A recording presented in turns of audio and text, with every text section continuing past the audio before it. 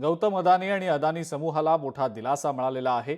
सेबीनं अदानी समूहाच्या कंपन्यांना क्लीन चिट दिलेली आहे।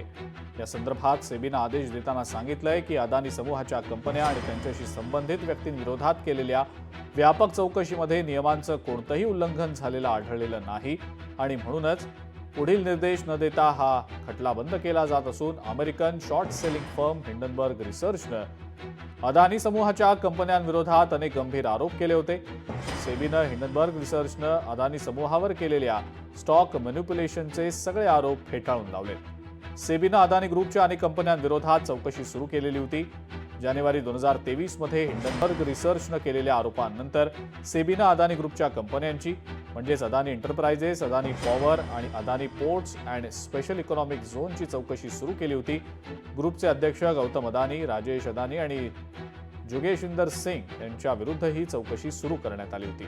हिंडनबर्गच्या आरोपांनंतर अदानी ग्रुपच्या अनेक कंपन्यांचे शेअर्स झपाट्यानं घसरले होते, ज्यामुळे गुंतवणूकदारांचं मोठं नुकसान झालं होतं। हिंडनबर्गनं माइलस्टोन ट्रेडलिंक्स आणि रेहवार इन्फ्रास्ट्रक्चरकडनं निधीच्या स्रोतावर प्रश्नचिन्ह उपस्थित केले होते। मात्र चौकशी केल्यानंतर अदानी समूहाच्या कंपन्या आणि त्यांच्याशी संबंधित व्यक्तींविरोधात केलेल्या व्यापक चौकशीत नियमांचं कोणतंही उल्लंघन आढळलं नाही। त्यामुळे सेबीनं अदानी समूहाच्या कंपन्यांना क्लीन चिट दिली।